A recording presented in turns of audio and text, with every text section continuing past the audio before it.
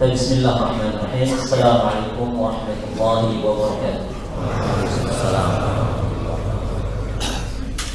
Alhamdulillahirabbil alamin wassalatu wassalamu ala asyrafil anbiya'i wa afdhalil mursalin nabiyyina Muhammadin wa ala alihi wa sahabatihi wa man ihtada bi hadihi ila yaumiddin. Wa ba'd.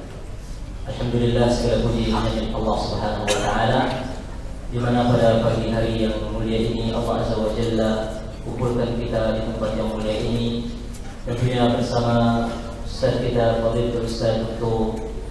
Syafiq Riza Basmalah. Assalamualaikum. Apa nih? Ya grogi tak? Di fasa itu. Alhamdulillah, pada kesempatan yang mulia ini sekali lagi kita bersyukur kepada Allah Azza wa Jalla. Ini kesempatan yang langka tentunya, di mana kita bisa berkumpul sama Ustaz tercinta kita, Ustaz yang kita rindukan bersama, ilmu-ilmunya tentunya, yang pada pagi ini insya Allah kita semua berkesempatan untuk bersama menimba ilmu dari beliau. Kemudian salawat dan salam semoga senantiasa terlimpahkan kepada baginda Nabi besar kita Nabi Muhammad sallallahu alaihi wasallam, kepada keluarga beliau, kepada sahabat-sahabat beliau, dan kepada setiap umat yang setia mengikuti sunnah beliau hingga akhir zaman. Alhamdulillah, kita sekali lagi bersama Ustaz Al-Fadhil Dr. Syafiq Riza Hafizahullah Ta'ala. Kita sapa dulu beliau. Gimana kabar Ustaz? Alhamdulillah bikhairin wa afiyah. Sudah lama tidak kelompok Ustaz? Tiap hari anak makan lombok. Antum dimakan sama Ustaz, gimana nih? Terakhir kapan misi di Lombok Ustaz? Lombok ini jauh di mata, Ustaz, tapi dekat di hati. Masya Allah, barakallahu fiikum. Insya Allah sudah lama sekali rasanya Ustaz kita belum pernah ke Lombok. Terakhir kali isi di Sembalu gempa ya. Ya, 2018. Ini waktu yang cukup lama. Insya Allah Ustaz, banyak sekali hewan-hewan di sini yang mulai mengenal antum dan belum sempat duduk bareng sama antum di majelis ini. Dan kesempatan ini Insya Allah menjadi kesempatan perdana mereka untuk mengobati rindu-rindu itu Ustaz. Barakallahu fiikum. Tapi tak berpanjang lebar karena memang kita semua merindukan apa yang akan disampaikan oleh Ustaz kita Fadilatul Ustaz Dr. Hafizahullah Ta'ala. Untuk diketahui, sesi kita ini terdiri dua, sesi materi dan pertanyaan. Materi insya Allah sekitar 45 menit dan 30 menit sisanya untuk pertanyaan billahi ta'ala. Begitu? Insya Allah. Baik, waktu dan tempat kami persilahkan kepada Ustaz kita. Taufiq wa Ustaz. Assalamualaikum warahmatullahi wabarakatuh.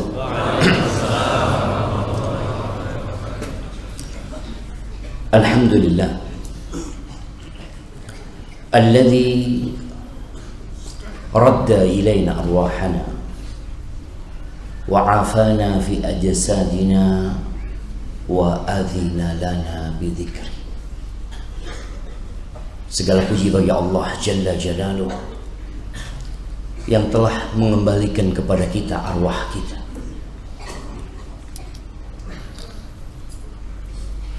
menyehatkan badan kita, dan yang terpenting dari semua itu Allah memperkenankan bagi kita untuk mengingat di saat banyak orang-orang yang lupa sama Tuhannya, di saat banyak manusia yang tidak peduli dengan Sang Pencipta yang memberikan segalanya kepada Dia. Allahumma salli wa sallim wa zid wa barik wa an'im ala abdika wa rasulika Sayyidina wa maulana wa syafi'ina Muhammad wa ala alihi wa ashabihi ajma'in. Ya Allah, semoga salawat dan salam, berkah dan nikmat senantiasa Engkau curahkan untuk hamba kekasih-Mu, untuk baginda Nabi kita Muhammad alaihi salatu wassalam,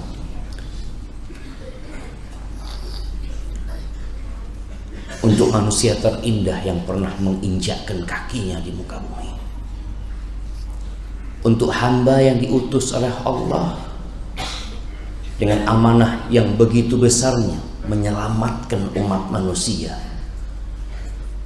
Dan beliau telah berjuang dengan segala yang beliau miliki. Beliau telah menyampaikan amanah yang Allah bebankan kepada beliau.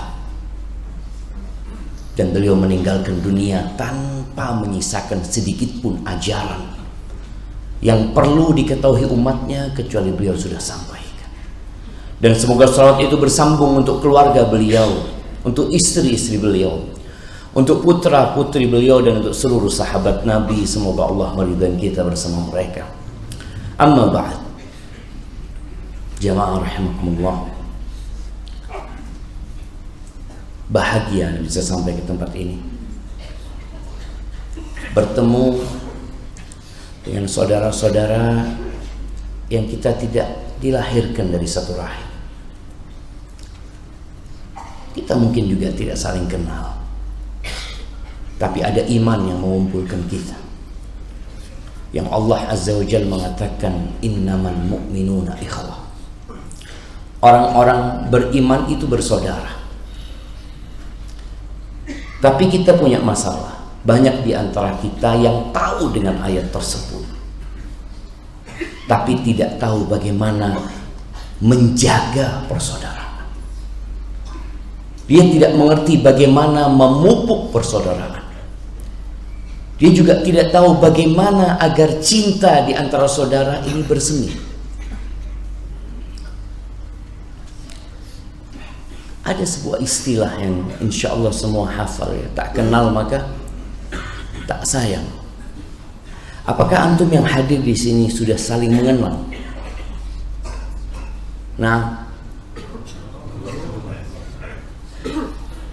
ana mau tanya,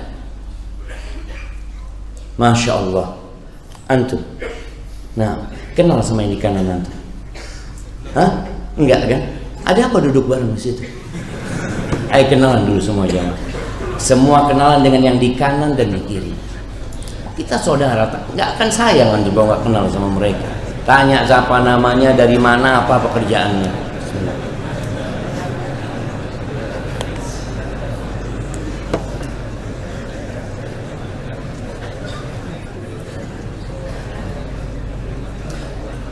Dan yang seperti ini lakukan setiap antum kajian. Setiap datang kajian, sebelum Ustadz mulai kajian, Allahu Akbar, Rasul sallallahu alaihi wasallam menyebutkan di antara tanda-tanda kiamat itu mengucapkan salam hanya kepada yang dikenal. Dan kayaknya memang sudah dekat kiamat tersebut. Kita tidak mengucapkan salam kecuali yang kita tahu, kita faham. Padahal boleh jadi yang di kanan antum atau di kiri antum masuk surga lebih dulu daripada antum. Jangan pernah merasa lebih baik dari orang lain. Masuk surga itu ya kita berharap masuk surga tanpa hisab, tanpa azab. Tapi ada sebagian kita yang gak cukup amalan, sehingga dia perlu bantuan orang lain. Dan itulah bab syafaat. Bab syafaat yang Allah perkenankan kelak pada hari kiamat. Hadirin rahimakumullah, ada seorang yang berkata, aku ingin merubah dunia ini. Dia seorang yang ambisius. Dia seorang yang memiliki semangat yang tinggi, ingin merubah dengan skala besar. Tapi setelah berjalannya waktu ternyata dia tidak mampu merubah dunia. Maka dia sadar, lalu menurunkan targetnya, mengatakan aku akan merubah negeriku. Tapi sama aja, setelah berjalannya waktu yang cukup lama, dia pun gagal memperbaiki negerinya. Akhirnya dia menurunkan targetnya, aku akan memperbaiki dan merubah kota tempat tinggalku. Tapi juga sama, dia nggak sukses. Kemudian turun targetnya, dia ingin memperbaiki kampung halaman. Namun ternyata setelah berjalannya waktu dia melihat apa yang dia inginkan tidak terjadi. Lalu dia berpikir, kalau gitu aku akan merubah keluargaku sendiri saja. Tapi sama, keluarganya nggak berubah. Dan dia sekarang sedang berada di atas ranjang kematian. Lalu dia sadar, andai kata aku mulai merubah diriku sendiri, insya Allah aku mampu merubah keluargaku. Setelah aku merubah keluargaku, insya Allah aku bisa merubah kampungku. Dan mungkin aku bisa merubah kotaku. Ini yang terjadi dengan banyak manusia, jemaah. Dia berangan-angan tinggi, tapi dia lupa dari mana memulai. Sehingga banyak yang gagal dalam membina rumah tangga, banyak yang gagal mendidik anak-anaknya, banyak yang gagal untuk masuk surga. Allahumma inna nas'aluka al-jannah wa na'udzubika minan nar. Ahibati billah, dunia yang kita tinggal di dalamnya hanya sementara. Maka kalau bicara bagaimana kita membangun rumah tangga atau mau dibawa di mana rumah tangga kita ini, hendaklah setiap orang itu melihat engkau itu ambisinya apa sih. Engkau tanyakan mada turid, engkau mau apa. Makanya kalau orang masuk ke sebuah warung, dia ditanya mau apa, antum mau apa. Apakah semua yang duduk di masjid ini yang sedang mendengarkan kajian semua tujuannya adalah akhirat? Belum tentu. Kita tahu perang Uhud, perang yang terjadi di tahun ketiga Hijriah, perang di mana 700 sahabat Nabi radhiyallahu taala anhum harus berhadapan dengan 3.000 pasukan yang jiwa mereka sedang membara untuk balas dendam, menghabisi Rasulullah SAW dan para sahabat. Mereka datang dari jarak yang sangat jauh, 435 km kira-kira, menuju ke kota Madinah. 700 pasukan itu ternyata Allah berikan kemenangan, tapi sementara. Kemudian gara-gara ada yang tidak taat dengan aturan Nabi SAW, Allah berikan kekalahan. Abdullah bin Mas'ud radhiyallahu taala anhu, beliau pernah berujar, dia berpikir, andai kata aku bersumpah dengan nama Allah bahwa semua yang ikut perang Uhud itu tujuannya adalah akhirat, aku berpikir aku tidak akan salah dalam sumpahku. Karena beliau melihat 700 sahabat di perang mati-matian, jemaah. Sampai turun firman Allah yang menyingkap isi hati, mengungkap kemauan. Allah mengatakan, minkum man yuridud dunya wa minkum man yuridul akhirah. Itu sahabat-sahabat Nabi, itu generasi terbaik umat ini. Allah tegur, Allah katakan, sebagian kalian ambisinya dunia dan sebagian kalian ambisinya akhirat. Bagaimana dengan kita?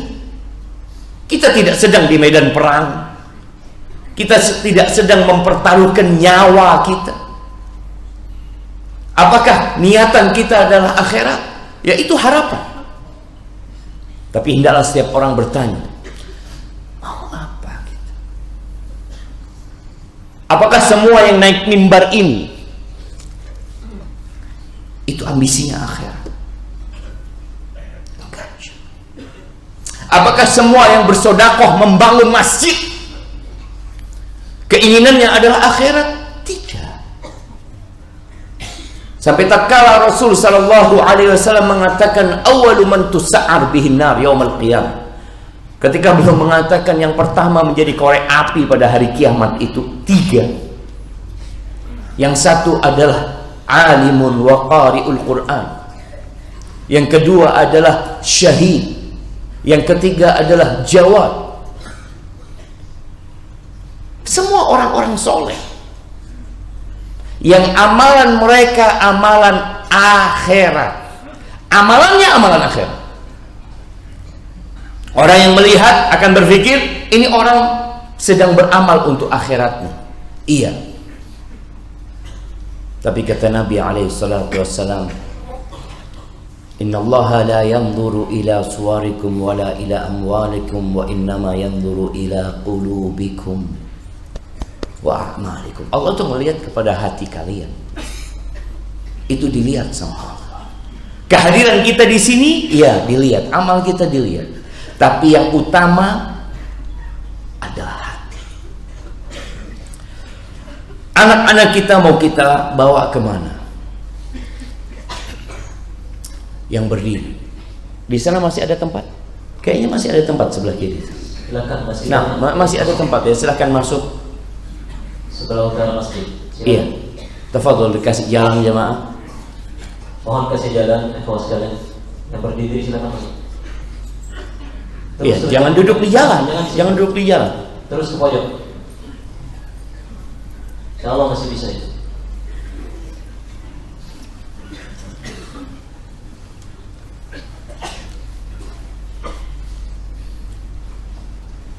Iya.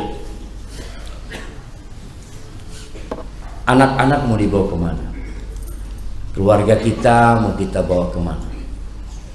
Anak-anak mau dibawa kajian, katanya nggak boleh bawa anak-anak ke masjid. Gimana?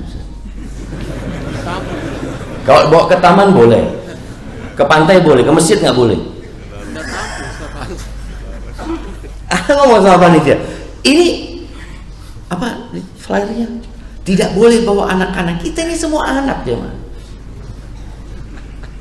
Kita semua anak. Bapak mau bawa anaknya 17 tahun nggak boleh, kata masjidnya. Karena anak dia, gitu kan. La haula wala quwwata illa billah. Ya. Ingat Nabi Ibrahim. Beliau ingin punya anak. Beliau punya rumah tangga yang mungkin dalam pandangan sebagian manusia beliau gagal merubah ayahnya. Enggak gagal. Beliau sukses menyampaikan amanah. Karena tugas beliau hanya menyampaikan. Wa ma 'alaika illal balagh. Tugasmu hanya menyampaikan. Beliau akhirnya pergi meninggalkan orang tuanya. Bahkan meninggalkan kampung halamannya. Beliau berkata, inni muhajirun ila rabbi. Aku berhijrah menuju ke Tuhanku. Innamal a'malu binniyat wa innamal likulli imri'in ma nawa. Semua amalan itu harus ada niatnya, dan semua orang akan mendapatkan apa yang dia niatkan. Maka hijrahnya beliau menuju kepada Allah, dan beliau membawa istrinya, dan bersama beliau dibawa keponakannya Nabi Lut alaihi salam. Beliau nggak punya anak. Ya, Allah sudah tanamkan di diri manusia kecintaan kepada anak. Kalau muncul sekarang kelompok manusia yang tidak ingin punya anak, apa istilahnya? Child free. Sebenarnya mereka orang-orang yang sakit. Nah, kenapa sakit? Boleh jadi karena lingkungan, boleh jadi karena keadaan. Kita tahu penyakit itu ada yang menular dan ada yang tidak menular. Nabi Ibrahim berdoa mengatakan kepada Allah, Rabbi habli minas salihin. Rabbi habli minas salihin. Ya Allah, anugerahkan kepada aku anak-anak yang soleh. Ingin beliau punya anak yang dapat melanjutkan perjuangan, yang menjadi aset buat Nabi Ibrahim. Dan Allah berikan anak kepada Nabi Ibrahim, tapi setelah puluhan tahun. Beliau punya anak, disebutkan di beberapa riwayat, tatkala umurnya 86 tahun. Beliau punya anak namanya Ismail. Ismail itu bahasa Ibrani yang dari kata Isma, Tuhan. Dikatakan ini adalah doa yang dikabulkan. Ismail. Beliau berdoa dengan penuh keyakinan bahwa Allah mengabulkan doa. Beliau melihat istrinya sudah tua. Istrinya secara logika sudah tidak mampu untuk mengandung. Iya. Jangan dipikir istrinya Nabi Ibrahim itu dalam kondisi muda, enggak. Ajuz disebutkan. Dan dia tahu, ajuzun akim. Kata istrinya, gimana aku mau punya anak sedangkan aku sudah tua renta dan aku mandul? Kadzalika qala rabbuk. Itu iman. Dan kalau yakin Allah ala kulli syai'in qadir. Dan kalau yakin bahwa tidak ada yang mustahil bagi Allah Azza wa Jalla. Allah pernah tenggelamkan bumi ini, ya Pak. Ya. Sampai gunung-gunung itu pun tenggelam. Allah pernah lakukan itu terhadap bumi ini. Apa Allah nggak mampu untuk memberikan anak? Allah ciptakan Adam tanpa bapak dan ibu.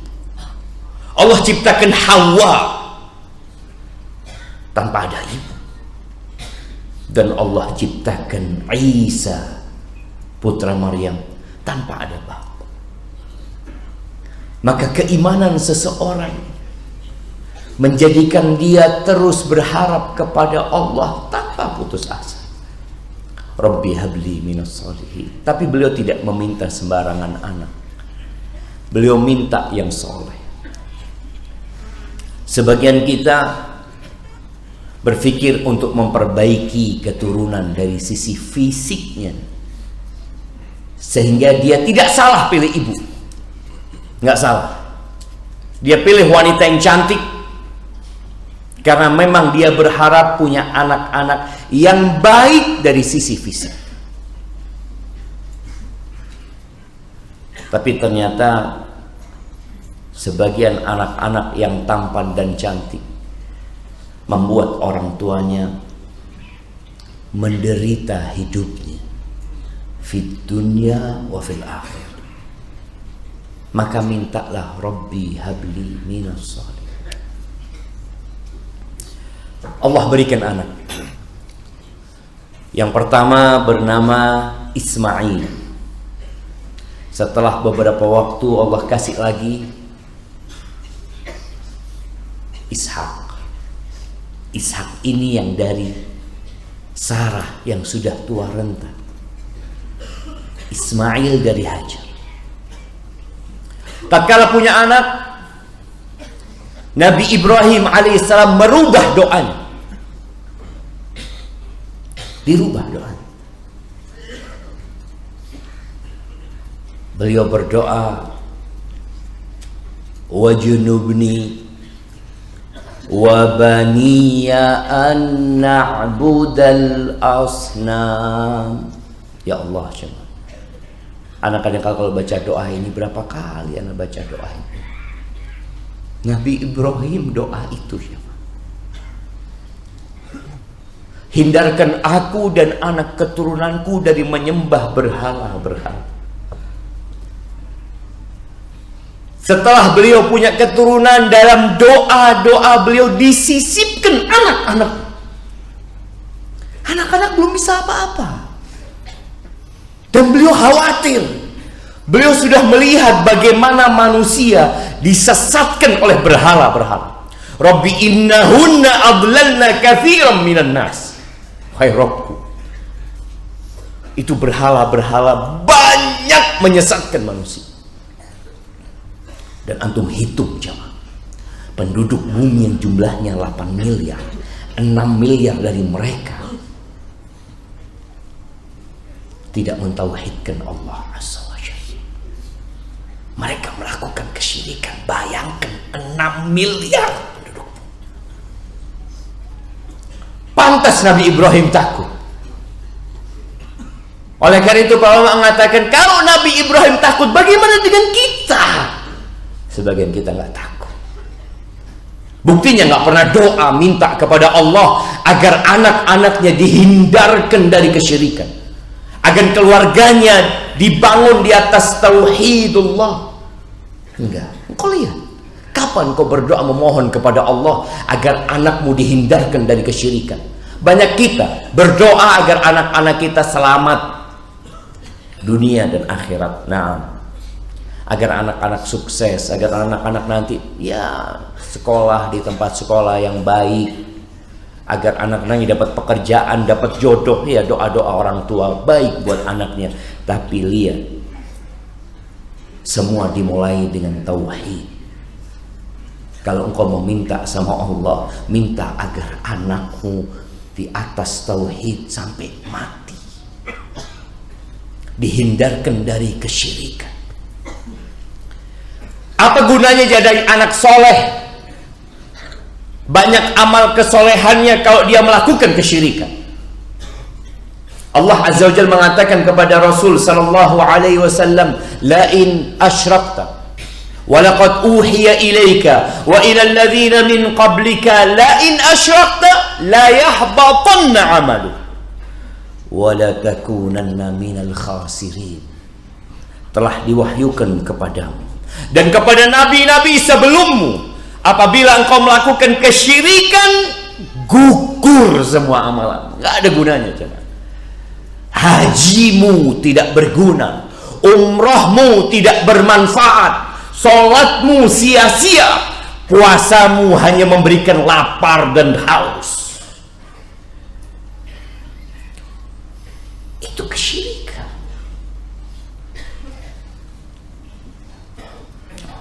Kita sholat memulai dengan tauhid.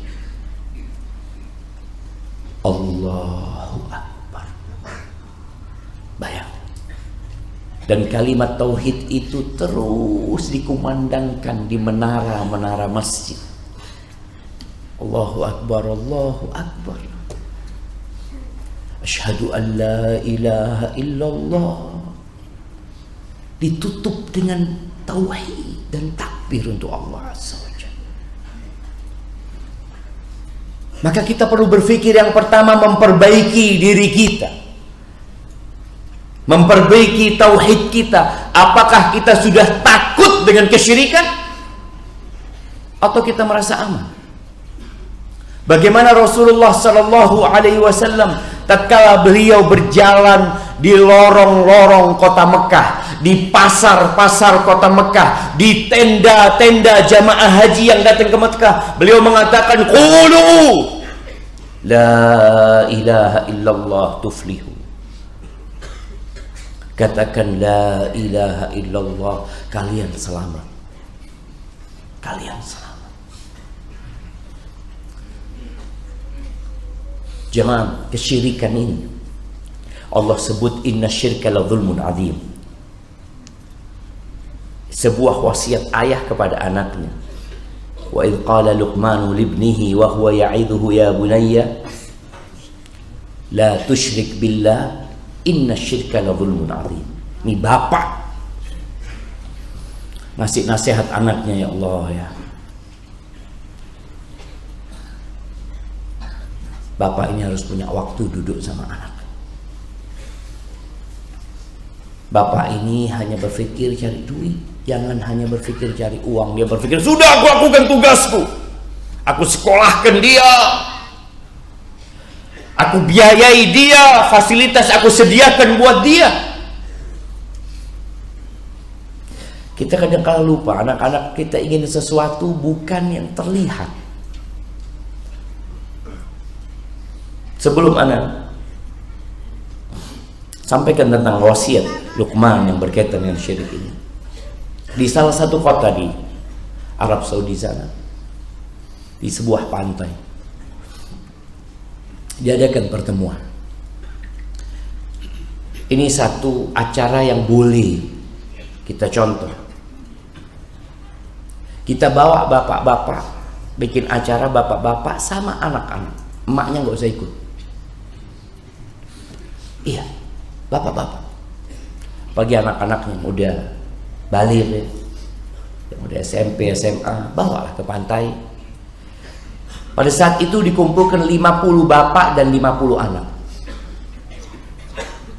Akhirnya dikasih kertas, sang bapak dikasih kertas anak.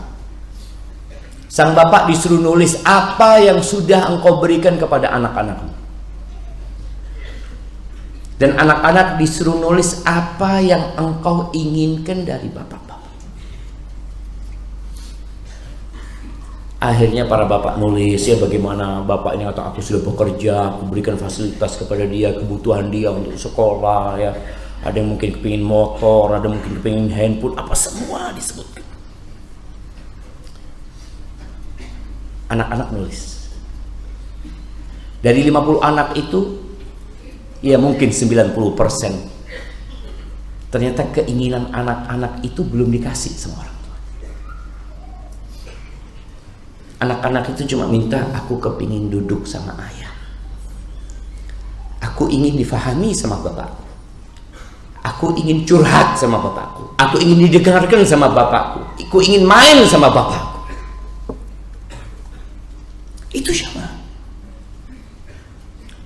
Terus terang ketika anak dengarkan kajian itu, ya Allah, kayaknya anak sama. Makanya anak berusaha untuk tidak sering-sering keluar kota.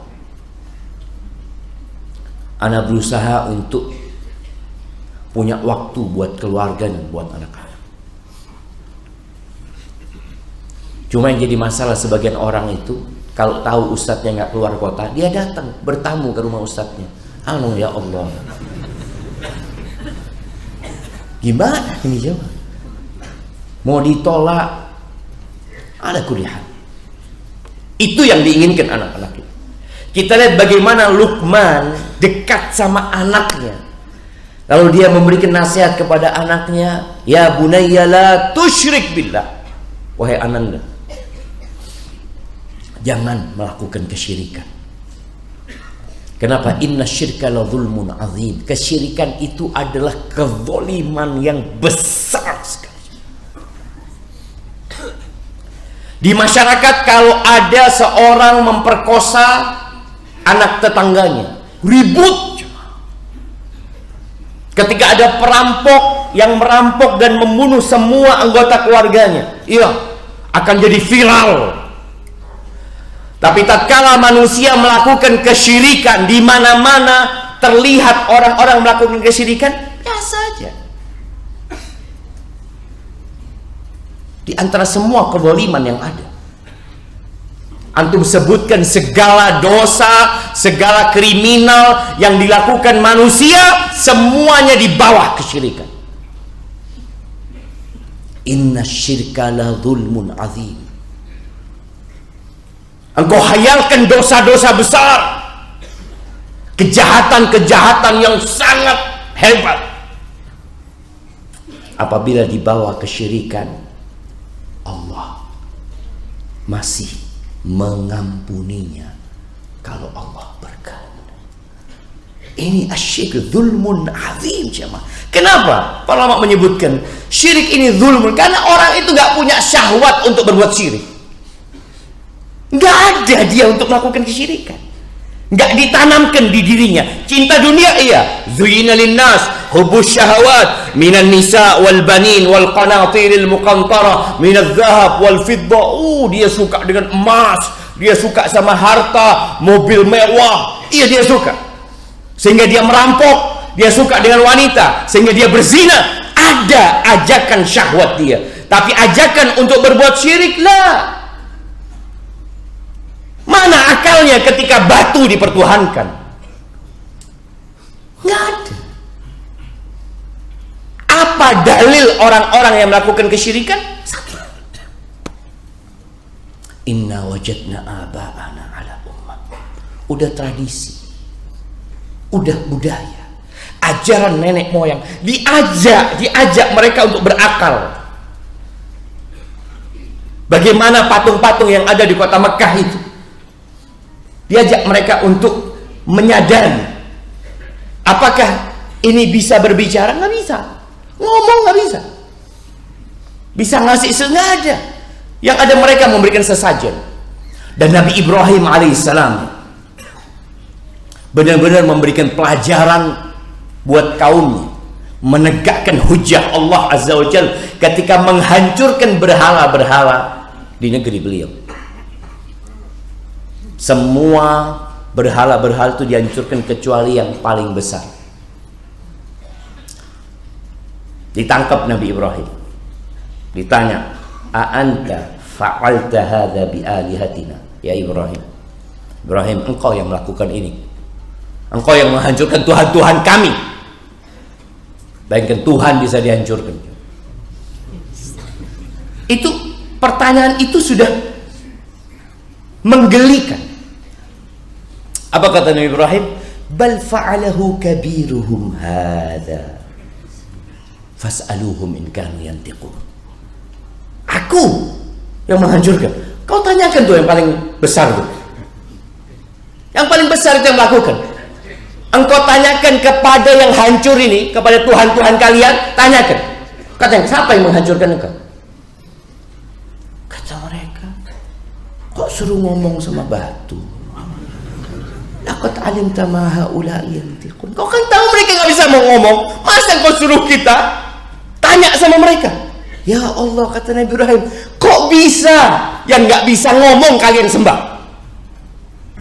Mana akal kalian yang tidak bisa memberikan manfaat mudarat kalian sembah? Di mana akal kalian?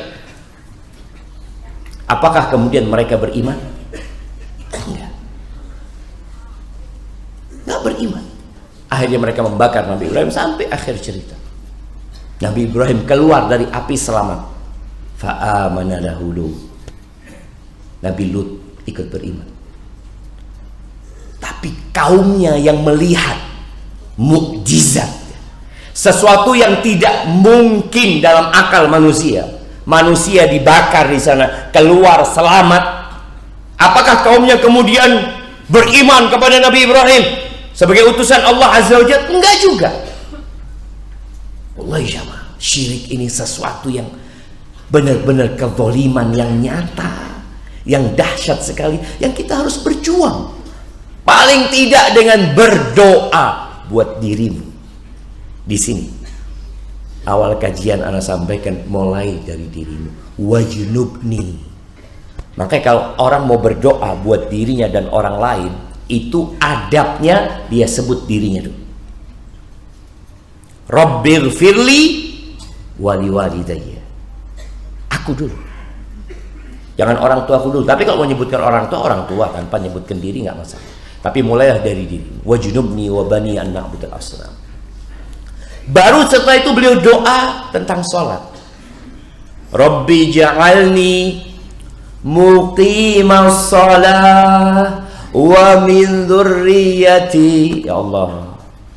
Tuh Bapak, antum setiap doa minta buat diri antum kebaikan, sebut anak antum, sebut keluarga antum. Nabi Ibrahim melakukan itu. Cuma kita kadang-kala yang dihafal itu Rabbi ja'alni muqimas shalah wa min dzurriyyati. Mana doa supaya dihindarkan dari kesyirikan? Yang kita seharusnya baca lebih dulu sebelum doa minta agar menjadi orang-orang yang mendirikan sholat. Ahibati fillah, kullu mauludin yuladu 'alal fitrah. Semua dilahirkan di atas fitrah, di atas tauhid. Perubahan terjadi karena kita orang tua. Fa abawahu yuhawidanihi au yunassiranihi au yumajjisani. Tuh anak-anak jadi Yahudi karena kedua orang tuanya. Nasrani orang tuanya. Majusi orang tuanya. Makanya kejadian pada waktu Aceh terkena tsunami, banyak anak-anak yang diselamatkan tapi tidak dibawa ke masjid. Ada orang-orang yang faham anak-anak ini di atas fitrah tapi bisa dirubah. Maka misionaris membawa mereka. Akhirnya mereka menjadi orang-orang yang tidak lagi mentauhidkan Allah Azza wa Jalla. Dan kita hidup di zaman yang lebih menakutkan lagi dari zamannya Nabi Ibrahim. Ma min zamanin illa walladhi ba'dahu syarrun min.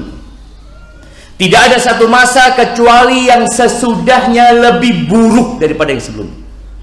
Jadi masa yang ke depan ini akan lebih buruk, akan lebih menakutkan. Simbol-simbol kesyirikan itu mungkin kita tidak lihat di jalanan. Ajakan-ajakan melakukan kesyirikan itu udah nggak lagi mungkin, tapi sekarang ada di handphone kita. Anak-anak menonton kartun 3D yang menanamkan di dalam mereka tidak percaya kepada Tuhan. Iya, coba. Anak pernah nonton film, bukan kartun, 3D dia kalau nggak salah ya. Jadi di langit itu ada dua kekuatan. Anak nggak lihat sampai akhir, tapi Anak lihat potongannya. Jadi ada awan, nanti awan itu yang baik dan yang buruk. Awan yang baik nanti menciptakan yang baik, menciptakan kambing ya. Awan yang hitam ini menciptakan yang jahat-jahat. Anak ngomong, ya Allah, ini anak-anak kecil kalau nonton ini, otomatis dia akan berpikir, oh gitu ya penciptaan manusia ini. Berarti ada kekuatan buruk dan kekuatan baik.